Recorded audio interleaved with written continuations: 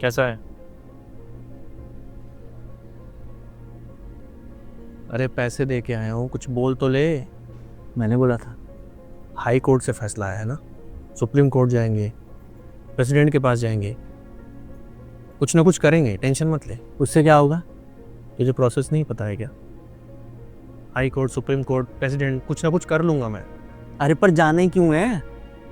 मुझे फांसी चाहिए ना, और वो मिल रही है मुझे। अरे फांसी फांसी आसान चीज होती है क्या?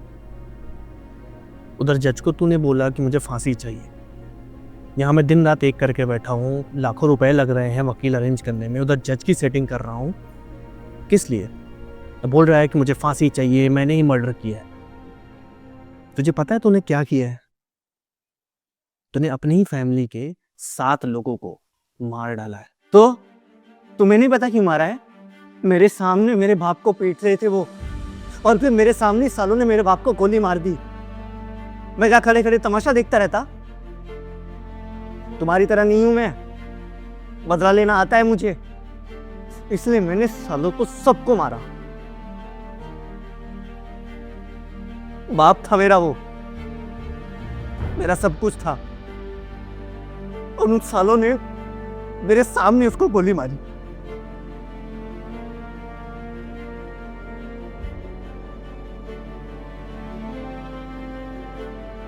और वैसे भी तेरे लिए तो सब ठीक ही हो गया ना।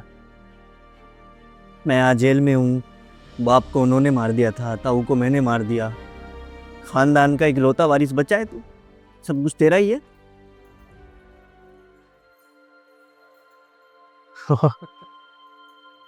क्या बात।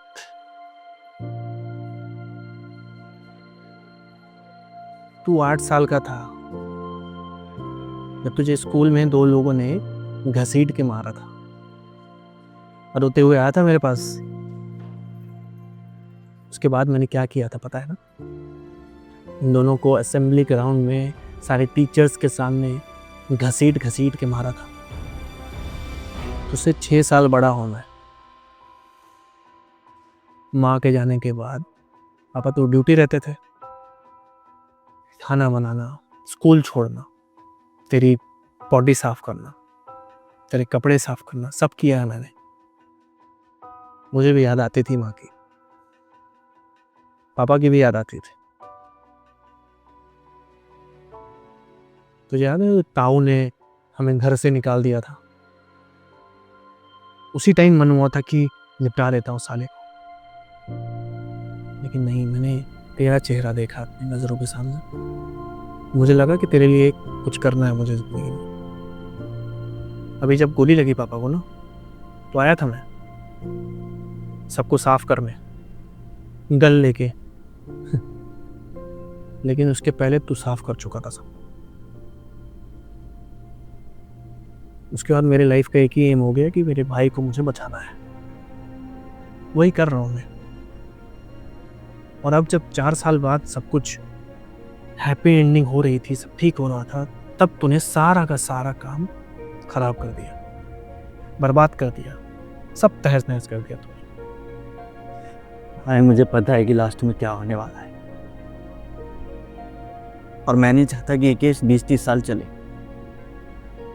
और जैसे तुम मुझे हमेशा बच्चों की तरह बचाते हुए आया है, ऐसे ही मुझे बचाने की कोशिश करे।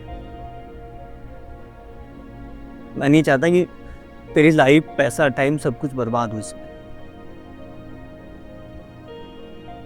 इसलिए मैंने एक्सेप्ट कर लिया।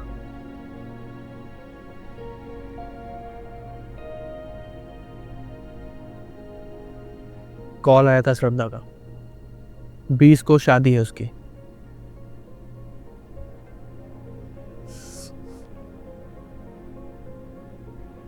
शादी है श्रद्धा की? पर वो तो मुझसे प्यार करती थी ना। 2-3 साल नहीं रुका गया उससे। ने तो बोला था कि मैं तेरा इंतजार करूंगी, तो जब तक नहीं आएगा मैं किसी से शादी नहीं करूंगी। फिर अचानक से उसने ऐसे कैसे शादी कर ली भाई? तो साले कोर्ट में एक्सेप्ट करने की क्या जरूरत थी कि तूने मर्डर किया है? अरे तो क्या करता मैं? आप सब नहीं तो ये सिखाया है ना बचपन से कि सच बोलना चाहिए, सच के साथ रहो, सच की जीत होती है। मैंने तो बस आपका कहा माना। भाई एक बार मिलवा सकते हो मुझे श्रद्धा से? नहीं नहीं हो सकता। प्लीज़ भाई, नहीं। यार तूने मेरे लिए सब कुछ किया है भाई, प्लीज़ प्लीज़। अच्छा ठीक है ठीक है, क्या करेगा 10 मिनट में तू? क्या बात कर लेगा? 10 दिन बाद उसकी शादी है, क्या होगा? उसके घर वालों को पता चलेगा कि उसका एक रिलेशन था, वो भी क्रिमिनल के साथ। और क्या भरोसा तू 10 मिनट के अंदर उसे निपटा भी दे? नहीं, तेरा भरोसा नहीं है ना, तो पलट भी सकता है कभी भी।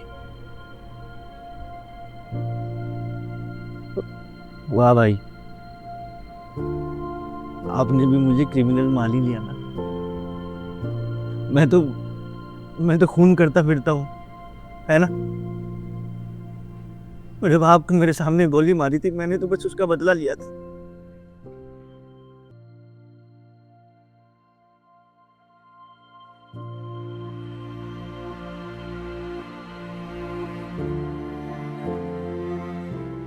मुझे हमेशा ही रिग्रेट रहेगा कि मैं आपके और श्रद्धा के लिए कभी कुछ नहीं कर पाया, और ये रिग्रेट मेरे साथ ही चला जाएगा, क्योंकि मुझे पता है कि मेरे साथ क्या क्या होने वाला है।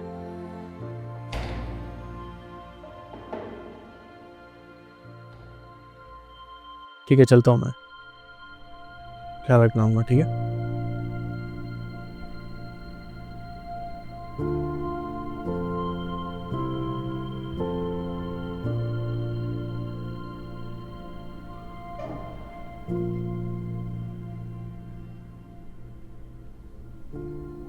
मैं भगवान से प्रे करूंगा भैया कि अगले जन्म में आपका भाई नहीं, आपका बेटा बनकर आऊं।